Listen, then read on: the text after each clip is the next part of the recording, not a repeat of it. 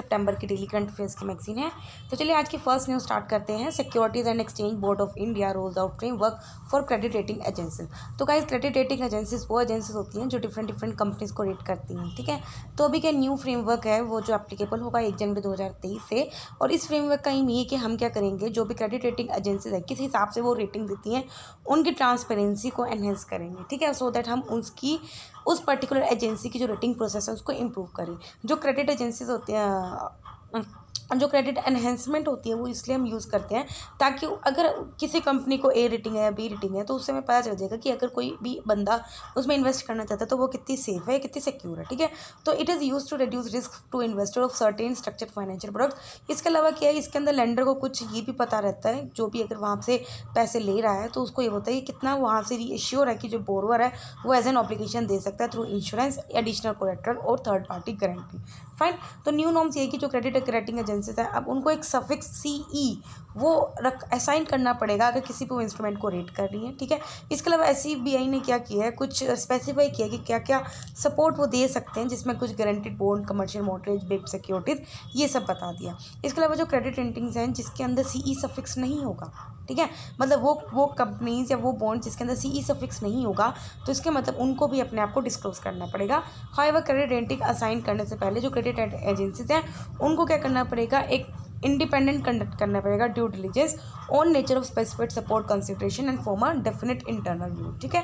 इसमें जो CRAs हैं उनको सपोर्ट कंसिडरेशन डॉक्यूमेंट भी वेरीफाई करना होगा, मतलब कि किसी कंपनी को अगर वो A रेटिंग कर रहे हैं या B रेटिंग कर रहे हैं तो उसमें जो डॉक्यूमेंटेशन होगा उसको वेरीफाई करना पड़ेगा सो दैट उनकी जो रेटिंग है उनको मतलब कि रिलायबल माना जाए। To ensure support is unconditional, irreversible and legally enforceable. Credit rating agencies क्या होती हैं, ये किसी भी इंडिविजुअल कंपनी की क्रेडिट वर्दीनेस को असेस करती है, वैल्यूएट करती है। इंडिया में इनको रेगुलेट किया जाता है SEBI रेगुलेशन 1999 के द्वारा। इंडिया में बहुत ज़्यादा इस तरह की कंपनी है जैसे क्रिसिल होगी, care, ICRA, स्मीरिया, brickwork rating etcetera.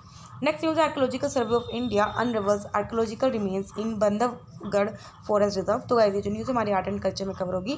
सबसे पहले हमने देखा है कि बंधवगढ़ टाइगर रिजर्व में क्या है, कुछ आर्कोलॉजिकल सर्वे ऑफ इंडिया ने कुछ रिमेन्स ढूंढे हैं। तो सबसे पहले अगर एनवायरमेंट व्यू से देखें तो हम बंधवगढ़ टाइगर रिजर्व के बारे में पढ़ लेते हैं। ये लोकेटेड है मध्य प्रदेश के विंध्याचल एंड सतपुरा रेंज में। यहाँ पे जो अगर देखा जाए क्या है, वहाँ पे वैलीज हैं, हिल्स हैं, प्लेन्स हैं और बांधवगढ़ बोर्ड एक फोर्ट भी है जो कि एक मेजर वहाँ का लैंडमार्क है। यहाँ अगर आपका हैबिटेट देखो तो ट्रॉपिकल मॉइस्ट भी है, ट्रेजिटिस फॉरेस्ट भी है और यहाँ का जो फ्लोर है वो साल मिक्स फॉरेस्ट एंड ग्रासलैंड है। इसके अलावा यहाँ पे कुछ आर्कोलॉजिकल मॉन्यूमेंट्स भी है। इसमें एक आर्कोलॉजिकल साइट को डिस्कवर किया गया था पहली बार 1938 में। फाइन। तो अब देख सकते हैं क्या क्या फाइंडिंग्स हैं। बुद्धिज्म पॉइंट ऑफ व्यू से देखें तो यहाँ पे 26 बुद्धिस्ट केव एंड स्तूपास हैं। इन केव में काफ़ी चातिया डोर्स हैं, कुछ स्टोन बेड्स हैं जो महायान बुद्धिज्म साइट्स की माना जाता है। एक यहाँ पे वोटिव स्तूपा और बुद्धिस्ट पिलर फ्रेगमेंट भी है जिसमें कुछ मिनिएचर स्तूपास ग्रेविंग हैं जो कि माना जाता है 2nd to 3rd सेंचुरी की है। हिंदुज़म में देखा जाए तो 26 टेम्पल्स हैं जो कि कालाचुरी पीरियड के माने गए हैं जो कि 9th या 11th सेंचुरी के हैं। इसके अलावा यहाँ पे 2 सेव मुद्स भी डॉक्यूमेंट किया गया है। कालाचुरी डायनेस्टी कहाँ कहाँ स्प्रेड होती थी, it was spreaded over the part of Gujarat, Maharashtra, Madhya Pradesh. इसके अलावा ये जो एसोसिएटेड है, closely associated with earliest Ellora and Elephanta caves monument, ठीक है। इसके अलावा 46 स्कल्पचर्स के अकॉर्डिंग यहाँ पे वराह स्कल्पचर भी है जो कि लॉर्ड विष्णु के ग्रुप होते हैं जो कि वर्ल्ड का लार्जेस्ट है और ये माना जाता है 2nd to 415 सेंचुरी से बिलोंग करता है। कुछ इंस्क्रिप्शंस भी हैं यहाँ पे। 24th इंस्क्रिप्शन पाए गए जो कि ब्राह्मी टेक्स्ट के हैं और जो 2nd to 5th सेंचुरी से बिलोंग करते हैं। इसके अलावा कुछ इसमें कुछ सिटीज़ का मेंशन है जैसे मथुरा, कौशंबी, पावत, विजाब्रत, इन कुछ सिटीज़ का इसमें मेंशन है। इसके अलावा जो इंस्क्रिप्शंस हैं वो नागारी और शंकापली में भी है। कुछ और फाइंडिंग्स है, कुछ कॉइन्स मिले हुए हैं यहाँ पे मुगल इरा या शाक्य डायनेस्टी के जो कि जौनपुर सुल्तानत के थे। कुछ गुप्ता पीरियड के भी रिमेन्स हैं जैसे डोर जम्स हो गया, कार्विंग्स होगी कि इसमें कुछ कार्विंग्स है 4th 5th सेंचुरी की। 19 वाटर बॉडीज़ हैं जो कि 7th 2nd या 15th सेंचुरी से बिलोंग करती हैं। इन फाइंडिंग्स का सिग्निफिकेंस क्या है कि सबसे पहले जो बुद्धिस्ट स्ट्रक्चर था इस रीजन में वहाँ पे ये माना जा रहा है कि वहाँ पे हिंदू डायनेस्टी रूल करती थी जिससे रिलीजियस हार्मनी की बात करी है और उन्होंने ये बुद्धिस्ट स्ट्रक्चर को बनवाया गया है, लेकिन ये अभी अननोन है। मतलब कि वहाँ हिंदू डायनेस्टी रूल करती थी लेकिन यहाँ पे जो बुद्धिस्ट स्ट्रक्चर आए वो अभी तक उसका जो रीज़न है वो अननोन है। नेम ऑफ जो सिटीज़ है वो लोकेटेड करती हैं, सुजेस्ट करती हैं, तो देर मेड भी मतलब ये जैसे सिटीज़ का मेंशन है कि मथुरा है तो इसका मतलब ये पता कर सकते हैं कि यहाँ से ट्रेडिंग रही होगी, लोगों की यहाँ से ट्रेड बिजनेस करते थे and people from other cities में have donated something. Fine. Next news है union cabinet informed about the progress under the national health mission 2021। ठीक है, अभी के जो नेशनल हेल्थ मिशन है वो सेंट्रल स्पॉन्सर्ड स्कीम है ministry of health and family welfare, जिसका एम ये है कि हमें क्या करना है, पब्लिक हेल्थ के सर्विस के लिए काम करना है और सभी लोगों को इसका असेस करना है। इसका दो कंपोनेंट है, एक तो नेशनल अर्बन हेल्थ मिशन और एक नेशनल रूरल हेल्थ मिशन है। अभी तक देख सकते हैं 2025 तक क्या क्या टारगेट हो चुके हैं और क्या क्या प्रोग्रेस है। सबसे ज़्यादा मैटरनल मोर्टिलिटी रेट देखें तो प्रेजेंट वैल्यू 103 है और टारगेट हमारे 90 तक सेट कर दिया है। इन्फेंट मोर्टेलिटी रेट का अभी 28 है और टारगेट 23 करना है। अंडर 5 मोर्टेलिटी रेट 32 है और इसका टारगेट हमें 23 करना है। टोटल फर्टिलिटी रेट हमारा घट गया है 2 है और अब हमें बढ़ा के इसको 2.1 करना है, क्योंकि एवरेज 2.1 होना चाहिए ग्लोबली। अगर लेप्रोसी देखें तो इंडिया को डिक्लेयर कर दिया गया था लेप्रोसी फ्री 2005 में, लेकिन स्टिल यहाँ पे कंट्री में देखा गया कि over half of the world's new leprosy patient यहाँ पे आ रहे हैं। तो मतलब 10,000 लोगों में से एक से भी कम लोगों में हमने देखा गया लेप्रोसी के केस। हाउएवर 0 इंसिडेंस है and incidence to 0 in all district. Fine.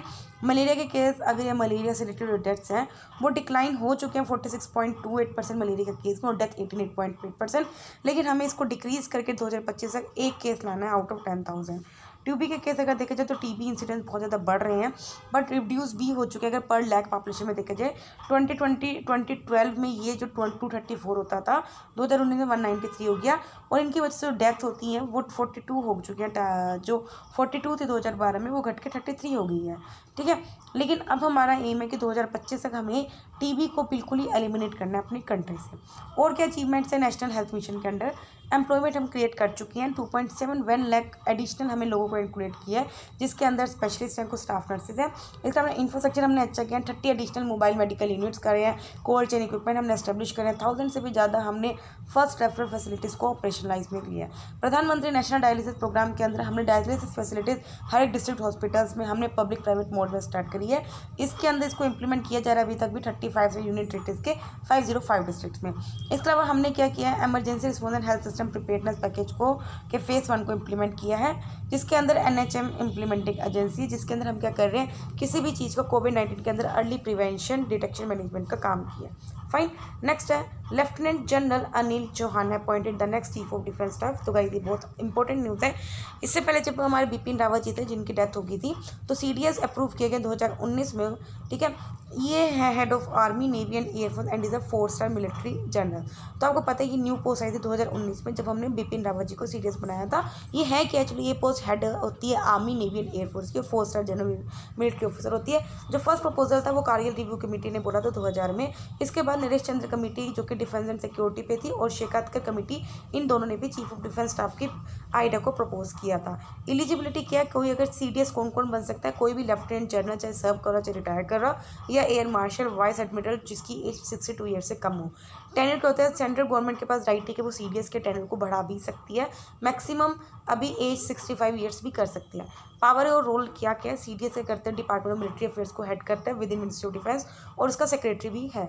CDS permanent chairman होता है चीफ ऑफ स्टाफ कमेटी का और मेंबर है डिफेंस एक्विजिशन काउंसिल और डिफेंस प्लानिंग कमेटी का भी। देखो ये बहुत ज़्यादा इंपॉर्टेंट न्यूज़ है, एक एक पॉइंट इसका बहुत ज़्यादा इंपॉर्टेंट है।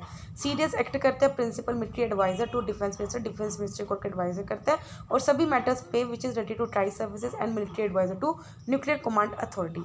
सिग्निफिकेंस क्या है, ये क्या करता है, तीनों नेवीज जो भी हमारी मिलिट्री आर्मी नेवी और एयरफोर्स हैं, इन तीनों को इकट्ठा लाके क्या करता है, ऑपरेशनलाइज करता है, लॉजिस्टिक ट्रांसपोर्ट ट्रेनिंग में कोऑर्डिनेशन स्ट्रेंथन करता है between government and arm forces. और क्या करता है, हर एक की जैसे आर्मी नेवी या फिर एयरफोर्स सबके इंडिजीनियस इक्विपमेंट है उनके यूज़ को प्रमोट करता है कि कभी भी कोई किसी के भी इक्विपमेंट्स को यूज़ कर सकता है। इसके अलावा इंडियन आर्म फोर्सेज को रीऑर्गेनाइज करता है into integrated theatre command. Fine. तो अब जरा देख सकते हो कौन कौन सी कंट्रीज है जिसमें चीफ ऑफ डिफेंस स्टाफ की पोस्ट है। ये है इटली में भी है, फ्रांस में भी है। फ्रांस में chief of staff of army बोलते हैं, चाइना में चीफ ऑफ जनरल स्टाफ बोलते हैं, स्पेन में चीफ ऑफ डिफेंस स्टाफ बोलते हैं। फाइन। एंड UK में बोलते हैं चीफ ऑफ डिफेंस स्टाफ, वही same chief of defence staff same है, कनाडा में बोलते हैं और जापान में chief of staff joint staff बोलते हैं। फाइन। नेक्स्ट न्यूज़ है MOU sign between the international solar alliance and international civil aviation organisation. MOU sign हुआ है जिसके अंदर हम क्या करेंगे, इस सेक्टर में CO2 एमिशंस की ग्रोथ को चेक करेंगे और ये देखेंगे किस तरह से कि जो ICA हुआ that is the international civil aviation organisation है, वो पार्टनर ऑर्गेनाइजेशन बन सकता है इंटरनेशनल सोलर एलियंस का। ठीक है, एविएशन सेक्टर की वजह से अगर ग्लोबल हम एमिशन देखें तो वो 2.5% कॉन्ट्रीब्यूट करता है। 2015 में जो इंडिया का कोचीन इंटरनेशनल एयरपोर्ट है वो वर्ल्ड का first fully solar powered airport बन चुका है। इंडिया का टारगेट है कि हमें 2022 तक 165 गीगावाट ऑफ रीन्यूएबल एनर्जी को स्टार्ट करना है और 2070 तक नेट जीरो कार्बन गोल को अचीव करना है। अगर हम देख सकते हैं दोनों के बारे में बढ़ते हैं, इंटरनेशनल सोलर एलियंस के बारे में भी और इंटरनेशनल सिविल एविएशन ऑर्गेनाइजेशन के बारे में भी। जो इंटरनेशनल सोलर एलियंस है वो 121 कंट्रीज का एलियंस है और 32 इसके ऑर्गेनाइजेशन है जिसका पार्टनरशिप में है, इंक्लूडिंग मैनी यूएन ऑर्गेनाइजेशन। ये treaty based intergovernmental organisation है जो कि सोलर रिसोर्स रिच कंट्रीज का एक तरह का कोalition है। फाइन, इसके अलावा लॉन्च किया गया था इसको पेरिस क्लाइमेट चेंज कॉन्फ्रेंस 2015 में बाय फ्रांस एंड इंडिया। इसका एम कि हमें क्या करना है, जो फ्यूचर है सोलर जनरेशन का उसको हमें स्ट्रेंथन करना है, जो स्टोरेज या टेक्नोलॉजीज है उसको भी हमें बढ़ाना है for member countries so that हम $1000 बिलियन तक मोबिलाइज कर सके इसमें फंड 2030 तक। ये फर्स्ट इंटरनेशनल ऑर्गेनाइजेशन है जिसका हेडक्वार्टर इंडिया में है। फाइन, अब ICAO है एस्टेब्लिश किया गया under convention on international civil aviation जिसको शिकागो कन्वेंशन भी बोलते हैं। इसको फंडेड किया जा रहा है 193 नेशनल गवर्नमेंट के द्वारा। काम इसका है कि एविएशन सेक्टर में कार्बन मिशन को रिड्यूस करना। इसका काम ये कि ICAO सेक्रेटरीट को मेंटेन करता है, उसके साथ जो भी डिप्लोमेटिक इंटरेक्शन को सपोर्ट करता है, न्यू एयर ट्रांसपोर्ट पॉलिसी की रिसर्च करता है एंड इनोवेशन को स्टैंडर्डाइज करता है which is directed and endorsed by the government through ICAO assembly. Next news है India's contribution to international thermonuclear experimental reactor project. अभी का ये साइंस एंड टेक्नोलॉजी में कवर होगा। जो एटॉमिक एनर्जी कमीशन चेयरमैन है उन्होंने 66 इंटरनेशनल एटॉमिक एनर्जी एजेंसी में जो कि जनरल कॉन्फ्रेंस हुई है वीना में, उन्होंने बोला है कि इंडिया को सप्लाई किए जाएंगे क्रायोलाइंस फॉर IT ईयर प्रोजेक्ट फ्रांस में। ठीक है, फ्रांस में पर ये की जाएगी। आइए प्रमोट करते हैं कि न्यूक्लियर एनर्जी को हमें पीसफुली यूज़ करना है सो दैट हम क्या कर सके, न्यूक्लियर एनर्जी के यूज़ को मिलिट्री यूज़ के लिए प्रिवेंट कर सके। IT ईयर दैट इज़ ये एक्सपेरिमेंटल डायरेक्टेड है कहीं लोकेटेड है फ्रांस में और लॉन्च किया गया था 1985 का। इसका ये कि हमें क्या करना है, न्यूक्लियर फ्यूजन की फिजिबिलिटी को as a future source of energy में बदलना है और लार्जेस्ट टोकामक को इंस्टॉल करना है through an international collaboration of 35 nation. Tokamak एक ये हमने पहले भी पढ़ा हुआ है काफ़ी टाइम पहले। टोकामक एक एक्सपेरिमेंटल मैग्नेटिक फ्यूजन डिवाइस है जिसको इसलिए डिज़ाइन किया है ताकि हम फ्यूज़न न्यूक्लियर फ्यूजन के द्वारा जो एनर्जी आएगी उसको हम वहाँ से ले सकें। ठीक है, एक टोकामक के अंदर क्या होता है, एक तरह का इक्विपमेंट है जिसके अंदर एनर्जी प्रोड्यूस होती है न्यूक्लियर फ्यूजन के थ्रू और जो वो एनर्जी इसकी हीट मतलब वॉल्स पे क्या हो जाती है, एब्जॉर्ब हो जाती है। ठीक है, जो बाद में स्टीम प्रोड्यूस करता है और फिर इलेक्ट्रिसिटी प्रोड्यूस करती है। इसके मेंबर्स कौन कौन है, चाइना, यूरोपियन यूनियन, इंडिया ने इसको 2005 में ज्वाइन किया था, Japan, Korea, Russia and UK। Institute for plasma research है जो कि डिपार्टमेंट ऑफ एटॉमिक एनर्जी का इंस्टीट्यूट है, वो इंडिया की कोलैबोरेटिंग एजेंसी है इंडिया के अंदर से। ठीक है, इसके अलावा सप्लाइंग क्रायोलेंस के अंदर जो IPR है इंटेलेक्चुअल प्रॉपर्टी राइट है, उन्होंने भी IT ईयर को सप्लाई किया through 6 kilometre of return lines for warm gases manufacturing in India. Nuclear fusion क्या होती है, ये प्रोसेस होती है जिसमें दो लाइट न्यूक्लियर ये वो कंबाइन होकर क्या करते हैं, vast amount of energy release करते हैं। इसमें जो दो होते हैं कौन कौन मिलते हैं, हाइड्रोजन के आइसोटोप होते हैं, एक ट्राइटम होते हैं, एक ड्यूट्रियम होते हैं जो कि फ्यूजन रिएक्टर्स में यूज़ किए जाते हैं। एडवांटेज ये कि ये बहुत एनर्जी को एब्यूंडेंट बहुत लार्ज अमाउंट में रिलीज़ करती है। फ्यूल्स होते हैं इसके थ्रू अगर हम फ्यूल यूज बनाएंगे तो वो इनएग्जॉस्टेबल है, कभी एग्जॉस्ट नहीं होंगे और ये हार्मफुल गैसेस भी एमिट नहीं करती लाइक कार्बन। फाइन, अब हम आते हैं छोटी छोटी न्यूज़ पे। Power of speaker of legislative assembly. आपको पता है जिस तरह से लोकसभा में स्पीकर होता है उसी तरह स्टेट्स में जो लेजिस्लेटिव असेंबली होती है उसमें स्पीकर होता है। अब उनकी क्या पावर है उसकी बात करें, सुप्रीम कोर्ट ने रूल किया कि जो स्पीकर की जो लेजिस्लेटिव असेंबली का जो स्पीकर होता है उनके पास कोई पावर नहीं है कि वो किसी की पुराना जो MLA उसकी किसी भी स्टेटस लेने का, while deciding a disqualification plea against a law maker under the 10th schedule of constitution. Fine, any defection के अंदर आपको पता है कि स्पीकर के पास पावर होती है कि वो किसी भी MLA को क्या कर सकता है, एंटी डिफेक्शन के अंदर डिस्क्वालीफाई कर सकते हैं। ठीक है, लेकिन किसी फॉर्मर MLA को नहीं कर सकता। 2014 में बिहार लेजिस्लेटिव असेंबली के स्पीकर ने किसी भी स्पीकर को डिस्क्वालीफाई नहीं किया अंडर 10th शेड्यूल, लेकिन उन्होंने एक स्टेटस ले लिया था of being treated as formal lawmakers. ठीक है, तो Kihoto Hollohan versus 1992 case में सुप्रीम कोर्ट ने रूल किया था कि जो स्पीकर की पावर अंडर 10th शेड्यूल उसको जुडिशियल रिव्यू हो सकता है। ठीक है, तो उसी का पावर को यूज़ करके सुप्रीम कोर्ट ने जुडिशियल रिव्यू किया।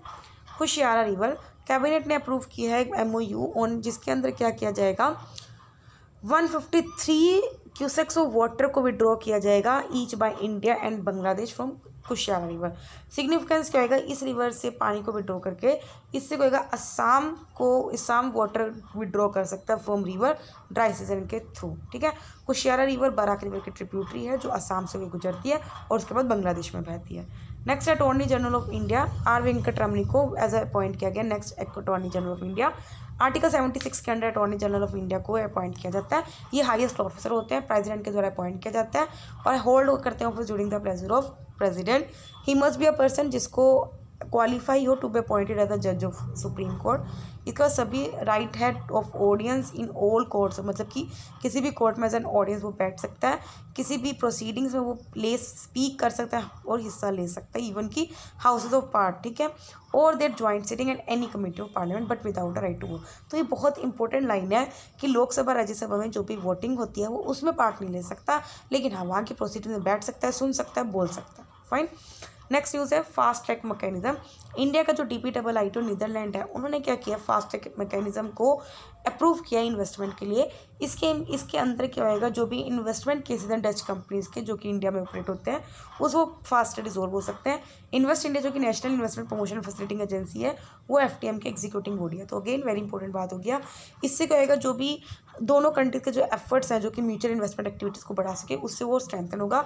Netherlands 4th largest foreign FDI लेके आते हैं इंडिया में। नेक्स्ट है प्रधानमंत्री गरीब कल्याण अन्न योजना। सेंट्रल गवर्नमेंट ने अनाउंस किया कि वो इस योजना को एक्सटेंड करेगी अगले 3 मंथ तक अंटिल दिसंबर 2022। इसको सेंटर ने इंट्रोड्यूस किया गया था कोविड-19 में, जब 5 किलो फूड ग्रेन्स हम लोगों को फ्री में बांटे थे, पोर लोगों को। इसके मतलब ये एडिशन था, मतलब जो BPL वालों को खाना मिलता है उसके प्लस में था, ठीक है। इनिशियल इसको लॉन्च किया गया था 3 मंथ के लिए, लेकिन अभी तक इसको एक्सटेंड किया जा रहा है। इंजीनियरिंग प्रोक्योरमेंट एंड कंस्ट्रक्शन, तो एक तरह का ये PPP मॉडल का एक पार्ट होता है।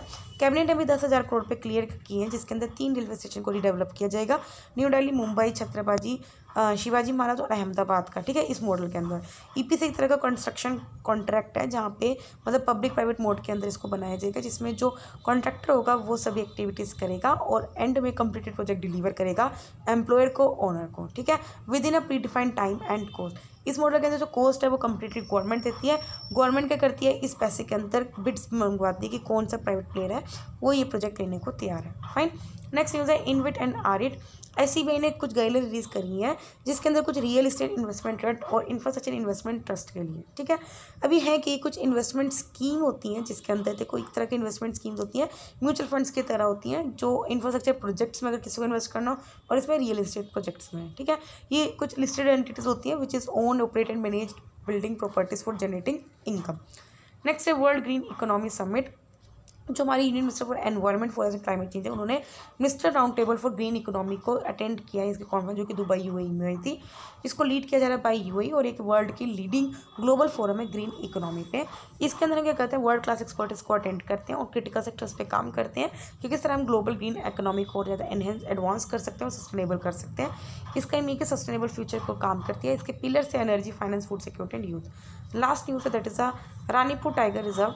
यूपी के कैबिनेट ने अभी अप्रूव किया है स्टेट के 4th टाइगर रिजर्व को इन रानीपुर वाइल्ड लाइफ सेंचुरी में इन चित्रकूट डिस्ट्रिक्ट। 4th कौन कौन से हैं, पहले तो 3 थे, दूधवा, पिलपीट, अमानगढ़ आर रिमेनिंग 3, ठीक है। इनको नोटिफाई किया गया under section 38 close 5th of the wild life protection act, जिसके अंदर टर्म्स एंड कंडीशन किस तरह से हम रिलोकेट कर सकते हैं, ठीक है। अभी रानीपुर टाइगर रिजर्व कहाँ पे लोकेटेड है, it is located in Bundelkhand region, tropical dry deciduous forest है, और यहाँ पे जो फोन है वो टाइगर्स, टिपर्स, रॉक बियर्स हैं। फाइन। 29 सितंबर की डेली कंटेंट कंप्लीट होती है। वीडियो अच्छी लगे तो लाइक करना, कोई डाउट तो कमेंट करना। तब तक बाय बाय, टाटा।